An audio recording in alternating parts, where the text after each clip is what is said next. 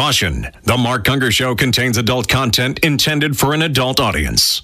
And, besides that, he's really weird.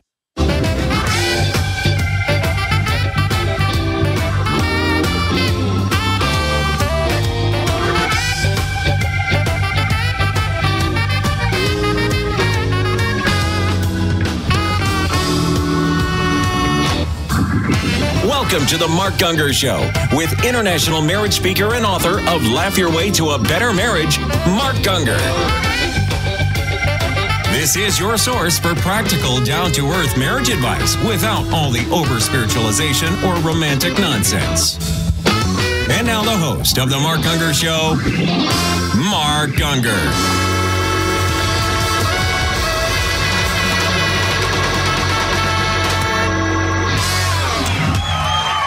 Goes wild with delirious joy. They've joined the Mark Gungor Show, the show that deals with all things concerning knowledge. Indeed, I'm your host, the one, the only man in a pink shirt. The Fruit Loop. The Fruit Loop. He's the Fruit Loop today. Easy on the fruit there. No. Only real men can wear pink. It's heavy on the fruit. Or other kinds of men, which we won't go into. She doesn't like this. I like it. Hey, I'm a beautiful man. I don't like it. I'm a beautiful man. I have not spoken those words. I don't like it. I said it's fascinating. Joining me as always, the ever lovely, fascinating, charming, and very odd Diane Briley. You look pretty today. You got your brain balancers on and stuff. Trying to keep your brains balanced in your ears there. When I'm around you. And of course, the amazing, the incredible, the talented, the brilliant Philip James Gungor, heir to the vast Gungor fortune, Not approaching as sparkly as anyone else. No. Approaching $49. That is fascinating. Engineering the show as always, the very talented but eerily creepy Timothy Robert Ray, pushing buttons, twisting knobs, and trying to stay awake during this incomprehensibly, immeasurably boring show. This is the show that handles your marital challenges, relational conundrums, and dating dilemmas, and your fashion choices. And we're here for you. There's an interesting correlation that I have perceived. The crazier you dress, the crazier you act. It's like it just pumps it up. I have no idea what you're talking about. It's like when you walk in the room and I can gauge by what you're wearing how it's going to go today. Anyway, email us your troubles in life to ask@markgungor.com, and we will do our best to answer them. What have you got there today? Okay, because you talk often about the divorce rate. Talk often. You never shut up. You talk often, period. Yes. Okay. No, you talk often about the divorce statistics that are flung around as not being necessarily accurate. That you often will say... On first marriages. First marriages, right. Because you often say that is conflagrated, is that the word I'm looking for, by the repeat offenders. Yes, people jumping back in the pool actually push the divorce rate higher. Yes, so this little survey study that they did says that 40% of U.S. weddings are remarriages. Mm-hmm. They've either been previously married or widowed. And those people have a disproportionately, sadly so, even some... really nice people, but it's so hard for whatever reason. They have a much higher divorce rate, so they're more likely to divorce. So that gives us that high divorce rate that people talk about. Mm-hmm. So first-time people getting married say they're afraid to get divorced because of this high divorce rate. And ironically, Diane pointed this out a couple of shows ago, that the people who pretty much are guaranteed to have a high divorce rate think, oh, it won't happen again to me. Or those remarriage people. And they're real willy-nilly just jump right back into it. So, and almost half the half of the marriages in this country are remarriages. Mm-hmm. That's why the divorce rate seems so high. Mm-hmm. The truth of the matter, first-time marriages have very low divorce rates, always have.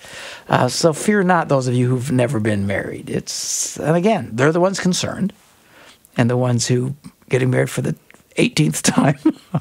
They just, it won't happen to us. This is it for me. There were also a couple of other interesting points. They said that the study also confirmed the long-standing perception that remarried men are far more likely than remarried women to have a spouse at least 10 years younger. That men, just like you say, jump back into the younger pool. Absolutely. And they also said most men are eager to marry a second time, while most women say one time was enough. Yeah. No, it's true. Yep. They jump in and grab the younger girls. Yeah. And some not just 10, but 20 Yeah. plus. On occasion, some women do that. They're known as cougars. Mm-hmm. But anyway, very interesting. Anything else? No, that was all. That's it? All right. This was a study done, an article done by Frederick Kunkel. Mm-hmm. The Washington Post. What is your name? My name is Frederick Kunkel. So it sounds very German or Austrian or something. I don't know, whatever. So, having talked of that nonsense, we will be back with your emails right after this break. Mark Gungor. Yeah, we've got an app for that. Download your free Mark Gungor app today. Oh, Mark Gungor back. You're on. Oh, yeah. Here to talk about Transition One, a transition program for young men and women, Christian young men and women, coming out of high school, taking a 1 year off to put God first in their lives before they start in college and career and everything else. I understand, and especially those who are into sports, that's not much of an option for them. I'd even challenge that. I just slow down, man. Everybody's so hurried to rush their kids off into college to make money. And then they're shocked when they're in their 30s and 40s and their lives are falling apart and ending in divorce and their kids come home pregnant and everything else. Oh, what did we do wrong? Really? How about you slow down a little bit? You put them through college, or high school. You say, well, they're good Christian kids. Yeah, but all they've done is live off of your faith. They're, what's that word when you're drafting, when you're behind another car? They're, you get behind another, race car drivers do this. They'll get behind another car because they draft, because the other car's taking the resistance of the wind, and they ride along until they get their chance to break out.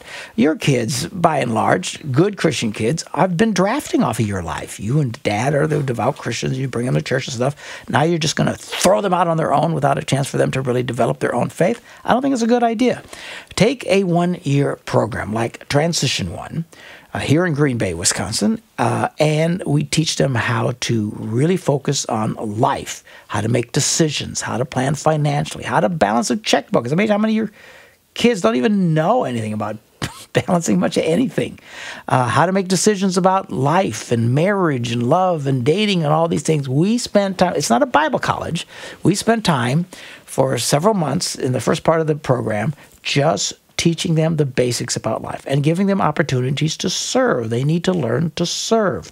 The last 3 months of the program is we send them to, they pick a place. We've got missionaries around the world that take them in. They're safe places where they get to go in and serve. And it's not just a 1 week vacation-like missions trip. This is real missions work where they go and they live with these people for 3 months.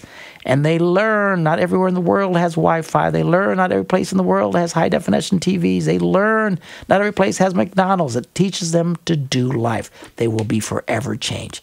Take 1 year. Put God first in their lives. Go check it out, transition1.org. I've had blonde in a tricked out Ford. We're back on the Mark Gungor Show talking about love, marriage, and relationships. Mark Gungor in a incredibly attractive hot pink. It actually looks better on the screen. It looks better when you're not looking directly at it. The colors. It's like the sun. The colors. If you look at the sun directly, it'll burn your eyes out. The colors are just a little bit better on the screen than in person. I think it looks fabulous. Of course you do. What do you got there? Do you have pink shoes too? I don't, though. That's the problem. How would I ever dress if I don't have matching shoes here? You could wear the flowered ones, and then you'd be all set. That would be great. The black All ones right. with the pink flower. Move on. Okay, sorry. Oh, This is what people want to hear. This is why they That's tune why in. they This is why they tune in. Who's going to win the changes brawl their today? lives. Okay, he wants to know in the subject line, forgiveness or being a sucker. He says, Okay. He says, Mark talks about where Jesus answered Peter with hyperbole, saying, you don't stop forgiving others no matter how many times they offend you. Yes. And how Jesus says that forgiveness is not optional. However, Mark has said if someone keeps punching him in the face every time he sees him, he would forgive them, but he would avoid that situation. Indeed, I would. In fact, it wouldn't take very many. I would pretty much put you in the once category. And then I'd stand further away from you. Yes. What I would like to know is, in a practical sense, what does this look like, especially when it comes to family?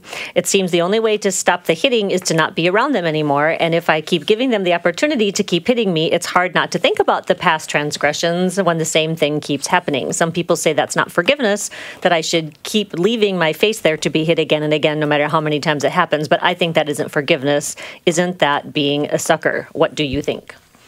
You sound like a baby to me. That's what I He says, I don't want revenge and I don't wish any ill on them. Oh, don't be a baby. He's a man? Yes. Grow a pair. For heaven's sakes, you get around your family, they give you nonsense. That's what families do. So they pick on me, they punch me in the face. I'm assuming he doesn't mean literally, but emotionally, and they criticize. So what? Suck it up. It'll be fine. I'm talking about someone who's really damaging you and hurting you and getting away from that. Maybe that's what's happening. Oh, come on. What could his family possibly be doing to him? I don't know. I don't know, Phil. What could your family possibly be doing to you? I get people don't like being around family because they make them feel bad, this, that, and the other. I just think at some point, so what? They're your family. Suck it up. Suck it up, Buttercup. Don't be a big fat baby. What? He's a grown man. What could they possibly say? What could you say to a grown man that would make him cower and hide in a corner? Even I get he doesn't like it. You know, tell him stop it or insult them back. Be creative. Be like the Gungors. We take pride in our insults and our insult giving, and we don't take it personally. I don't know unless they're they're really mean. Again, he's a grown man. Sticks and stones. Would you keep being around people who are mean? Words will never hurt me. Would you keep going around somebody and spend time with them if they were really mean to you every single time? Yeah. I am not mean to you every single time. I would never do that. I am not mean to you every single time. I don't know. No, generally speaking, if you're... No, I wouldn't. On the other hand, they're family. You're stuck with family. There's all kinds of people I wouldn't normally stick around with at all, but they're family. Yeah. For example, I generally don't hang with people who scream obscenities. But I choose not. But my family does. Yeah. So I'm at a Packer game, okay? Yeah. I got my two lovely sisters on either side of me, on the left and the right hand of my kingdom, all right? And they're just screaming obscenities. You blankety blank Frankenstein. Yeah, we are. And I'm just giggling my head off. I think these are my sisters. Who are those people cursing around you? Oh, those are my sisters, all right? Now, I generally choose not to hang with people who scream obscenities, or I tell them stop it. Yes. You know, they're my sisters. But you don't also see them 3 times a week.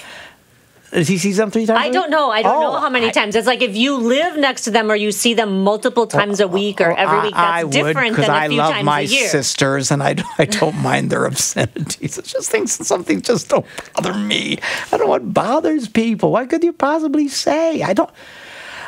We don't know. We are totally guessing here. What could... I know there's things that I can take in very small doses from my family if I see them a handful of times a year. If I had to see them every Sunday for family dinner, that would be probably grow very thin. If I had some brothers who cause, you're a loser. You know you're always a loser. You really... Actually, sounds like my sisters. Yeah. I don't know. Yes. Again, I would try to minimize it, I suppose. At some point, just suck it up. They're your family. You got to be around them. Most people aren't forced in a situation where they have to be around abusive members of their family, except for a few times a year. Yeah. If you can't handle a few times a year, then I think you need to suck it up. Yeah, that's how you suck it up. If it's an ongoing, all the time, you live down the road, you see them every day, poor Phil. Do you have any idea how many people, when it comes time to spend time with their family, they just inhale and inhale and exhale?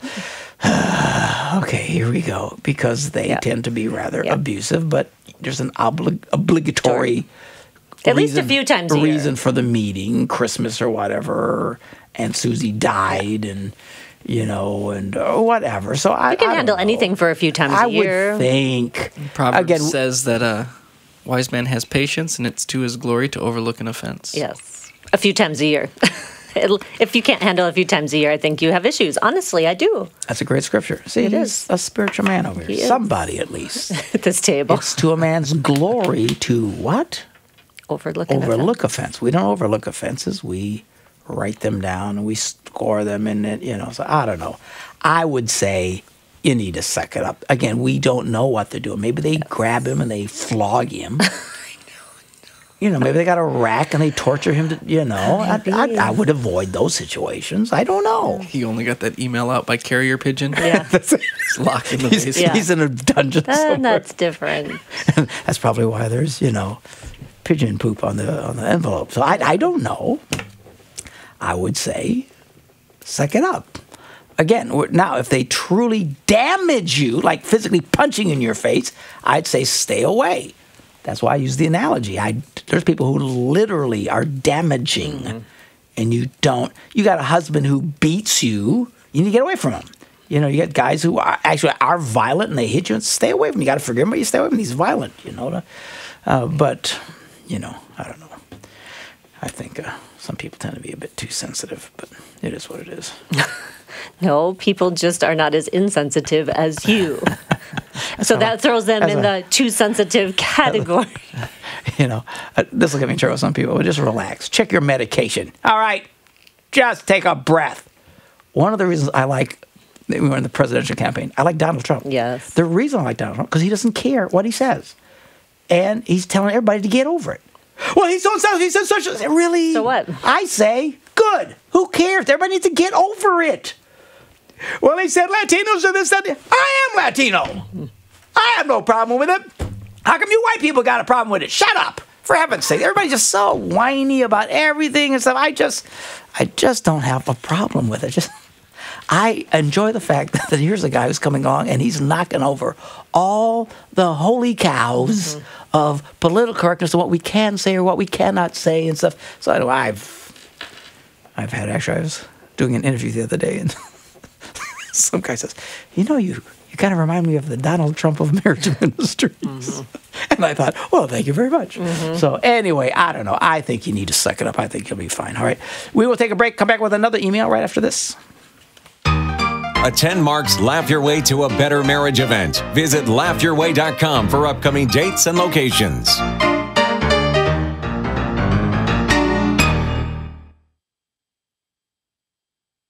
We tried our best and we made a mess of the thing that they call love. And then they wrote the Mark Gungor Show to try and unscramble the mess that they're in.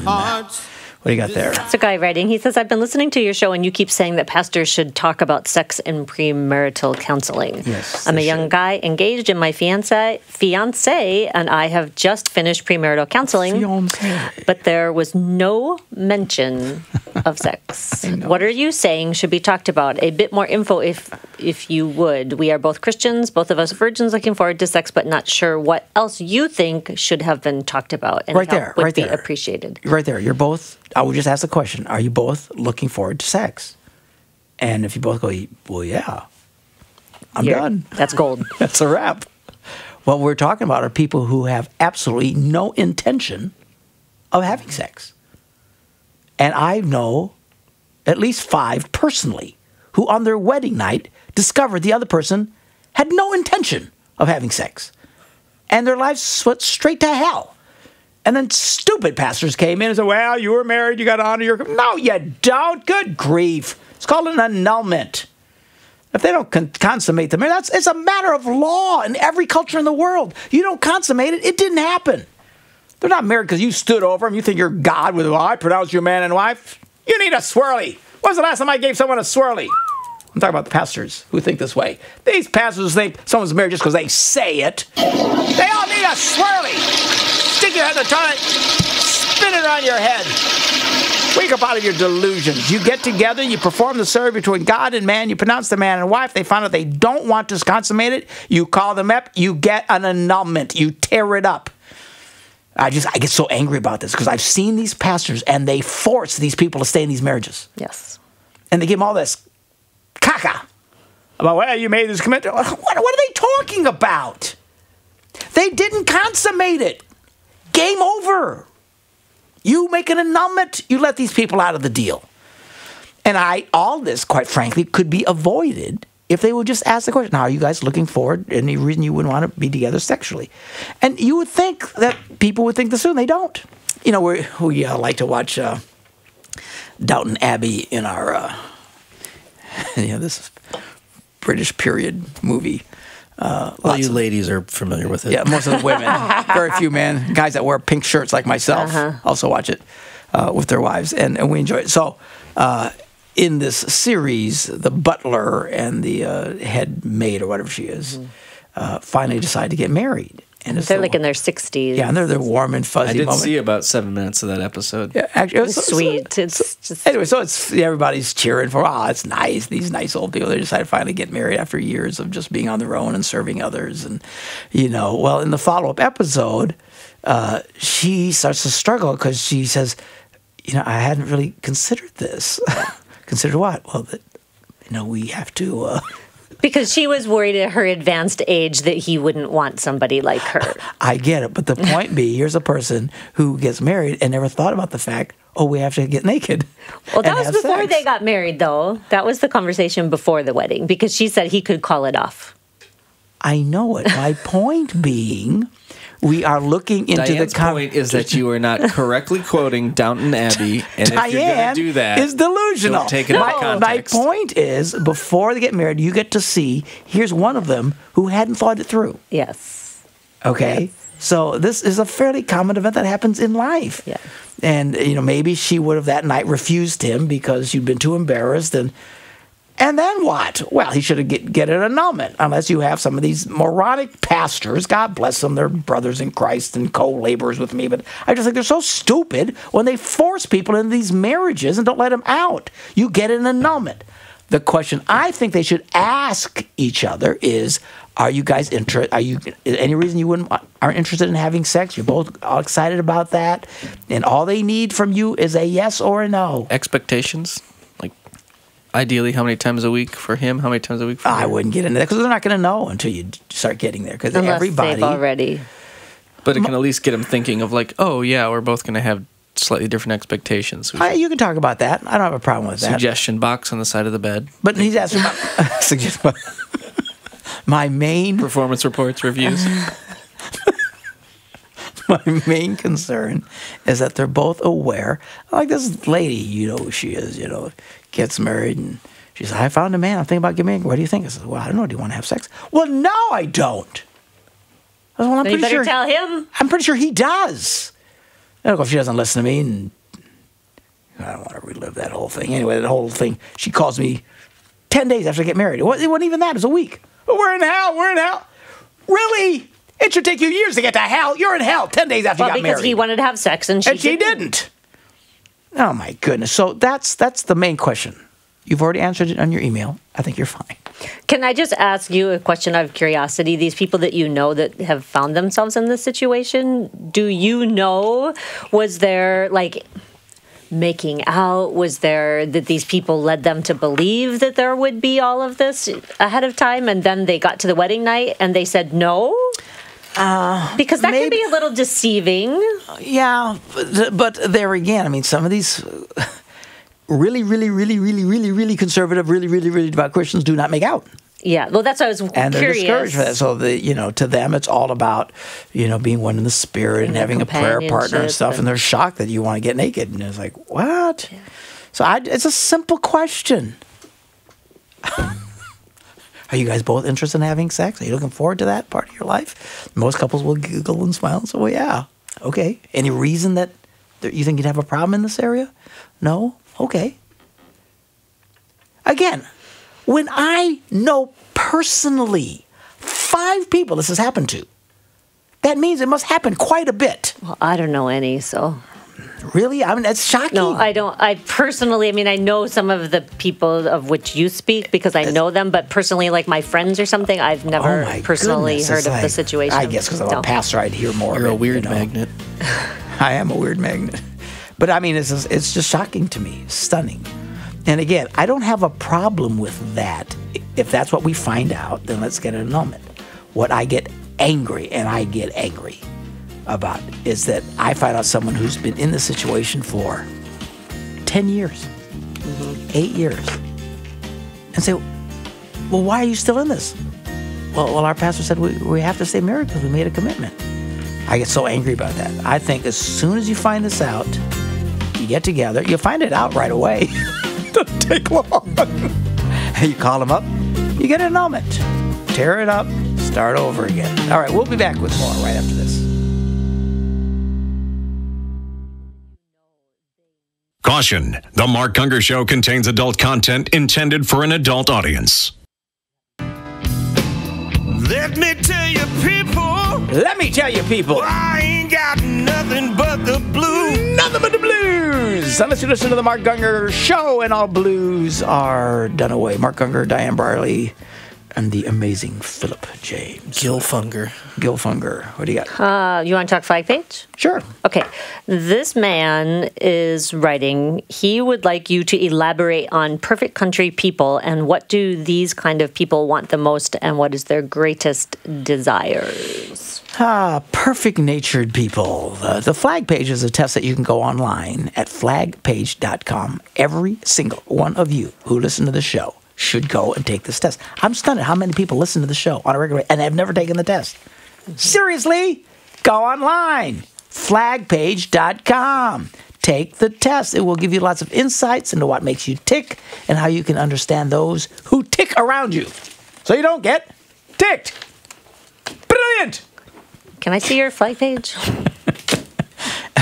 Anyway, it starts out, the first part of this test puts people into 4 different categories. Lots of tests to do this. This actually goes back 2,000 years to, who's the guy? Socrates. Socrates was the first person on Earth. Jesus.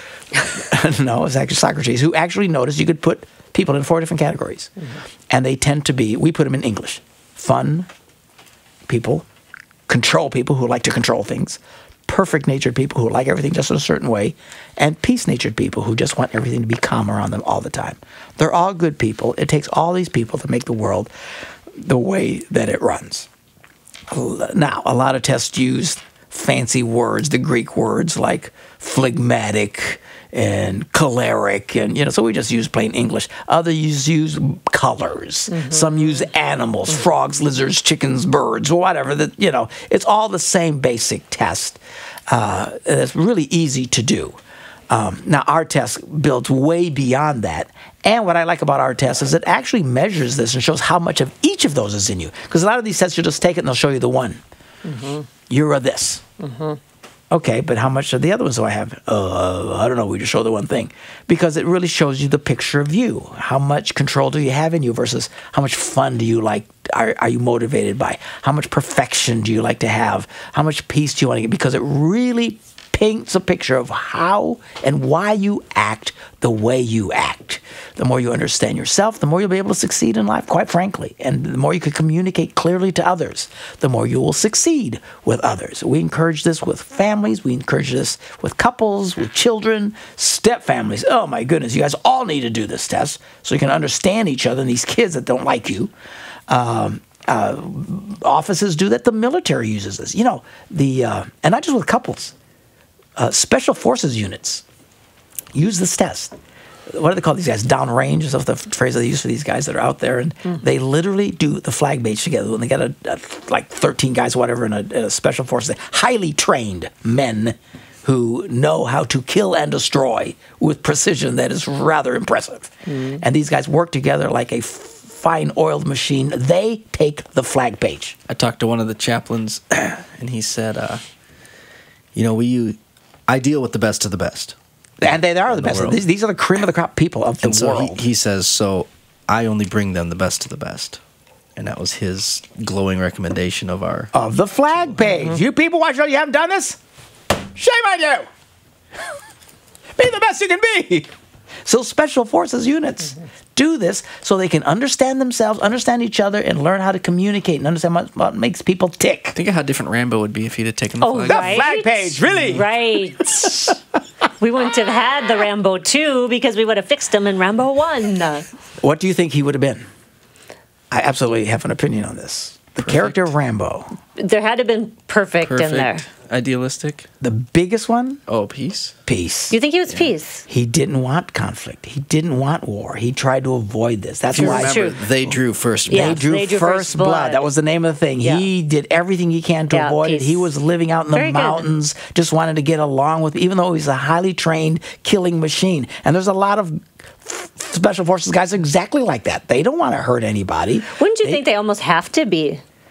Because Not otherwise you could go necessarily. off. Actually, you know what's interesting about this is a lot of police officers, their highest scores tend to be peace, which is interesting because we call them peacemakers. Yeah. These are people, their first inclination when they show up on the scene is they want everyone to get along. They'll do everything they can. And Now, that's they're really trained good, to though. do that, but they by nature, they're not Yes. trying to hurt anybody. Boy, do I got theories on why, these poor police officers and the mess and stuff that they're thrown into, but we won't get into that because that'll be such a rabbit trail.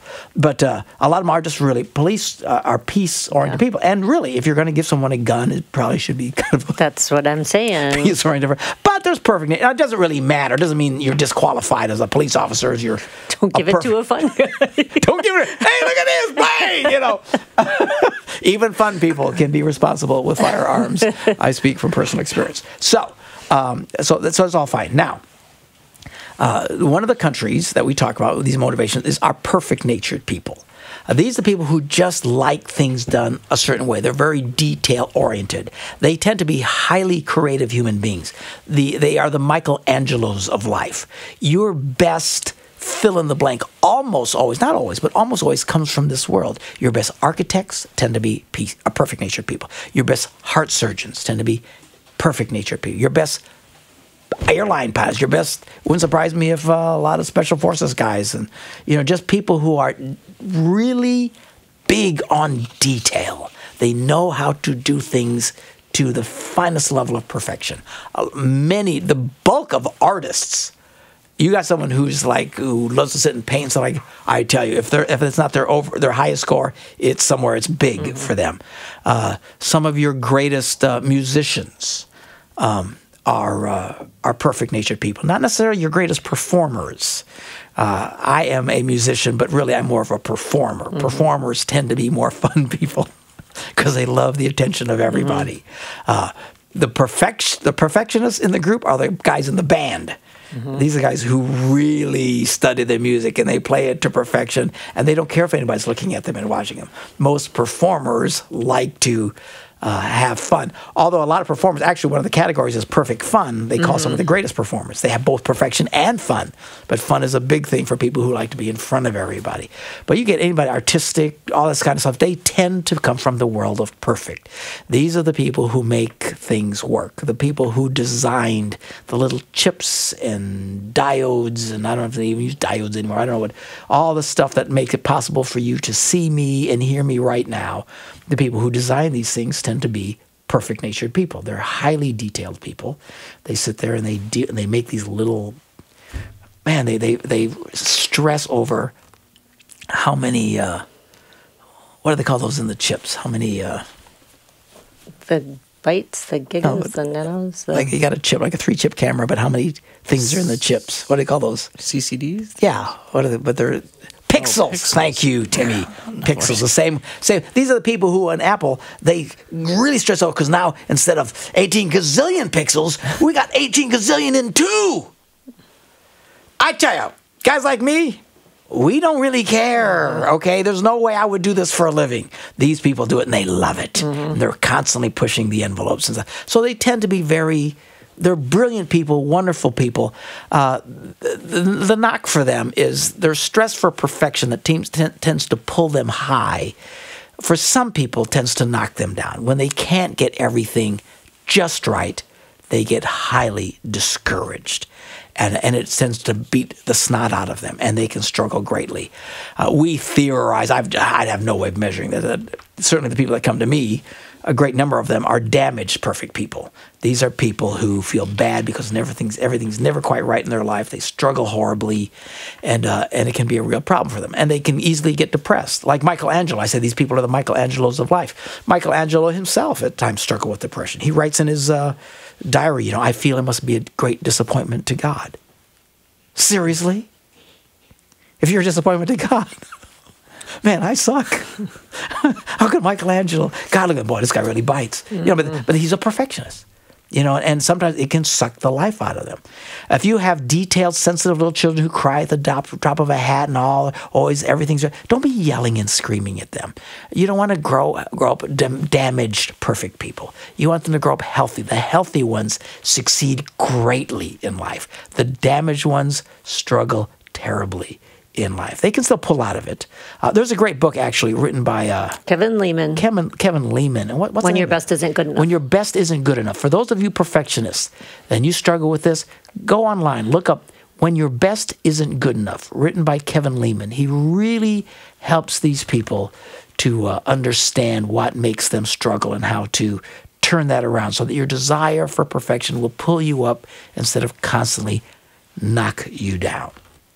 The analogy I often use for perfect-natured people is to learn how to call audibles. We're in Green Bay, Wisconsin. The greatest football team ever in the history of the world comes from Green Bay, Wisconsin, the Green Bay Packers. But one of the things about people who understand football, and those of you who don't know, I'll explain in a second, quarterbacks, actually, the greatest quarterbacks in the world, intense perfect. They're big-time perfectionist people. Their perfect scores, I'm sure, are through the roof. These people look at where people are running, and then they analyze stuff in nanoseconds. So they do these plays and stuff, and they've rehearsed these plays a gazillion times, and they know exactly what to do. They call the play, the coach brings in the play, they come to the line, the quarterback looks at the defense and goes, uh-oh, because it's the wrong play for the defense. A hardcore perfectionist will not change. This is the play. This is the plan. We made the plan. We can't change the plan. They hut the ball. They get killed. All right? A creative, brilliant perfectionist, if you watch these guys, this is when the quarterback comes to the line. They're ready to hit the ball. All of a sudden, he stands up. He starts yelling back and forth, a bunch of numbers. La, la, la. What's he doing? He's changing the play. It's still fundamentally the same play, but he has to adjust. A successful perfectionist learns to adjust to the realities of life. A defeated perfectionist cannot. And that's one of the big differences. And some of the greatest scoring plays in the history of sports, in the football world, the NFL, comes from audibles. Guys who come to the line, they change, they make the adjustments, and have huge success with it. So it's good that you're perfectionists. It's great that you've got your plan. Learn to be flexible. Learn to make the audibles in your life. And again, if you're one of these who you're always struggling, your best is never good enough, check out that book by Dr. Kevin Lehman. We'll take a break and be back with more right after this. Want more of Mark? Visit markgungor.com. There you will find everything that Mark has to offer.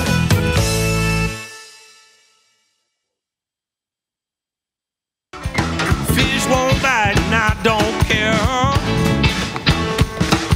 I'm still gonna sit right here.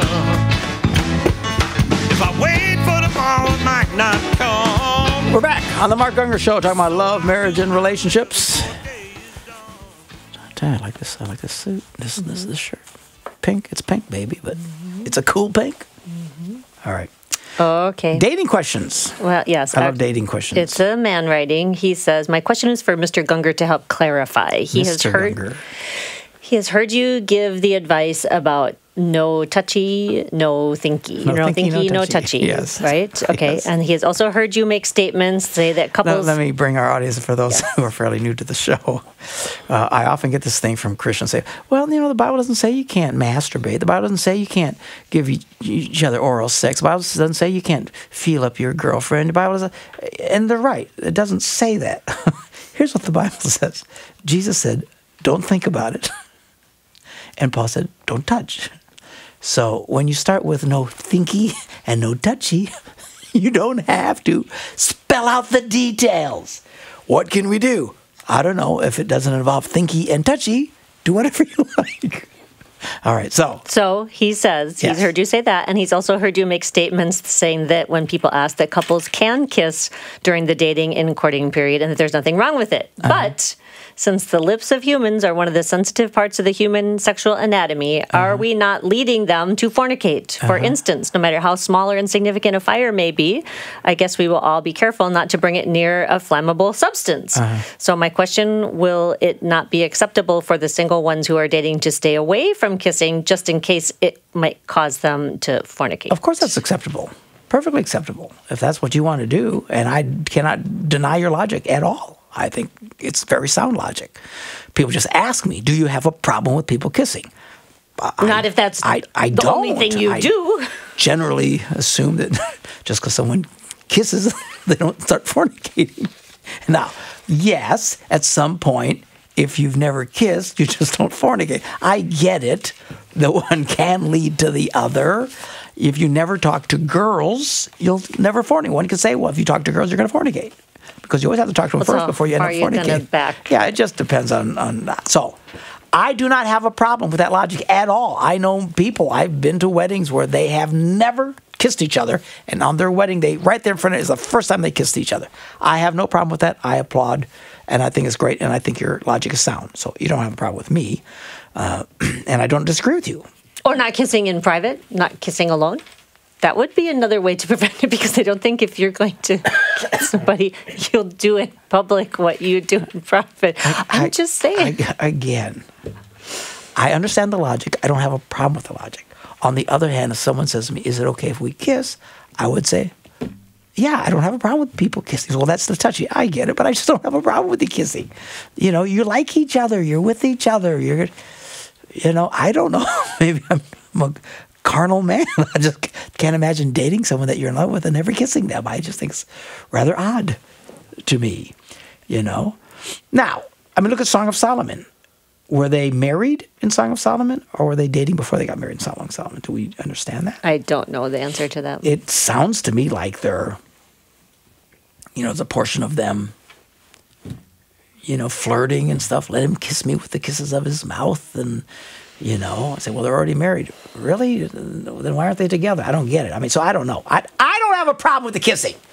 These squeezing body parts and stuff, I have a problem with, because that inevitably leads to fornicating. Well, say kissing leads to that. Okay, fine. I don't have a problem with it. I just. It just depends on your level of self-control. First of all, I'm not God.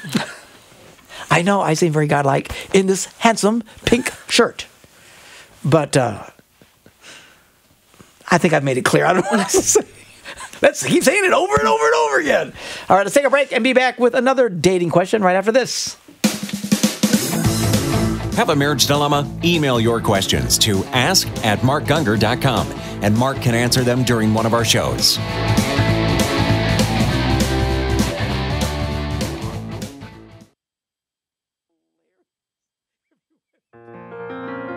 Start the music.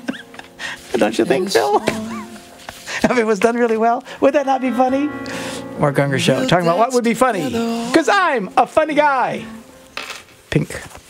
I like this pink. What do you all think? You're funny, all right. What do you got for our next email? Okay, it's a guy writing. He says, I have a girlfriend and I love her very much, but she sings professionally, and that causes a few reasons for me to get worried. One, she socializes a lot, mostly with men. Two, she's very attractive. And three, she travels a lot and I don't get to see her often. Four, she's very social, yet not so much on the phone.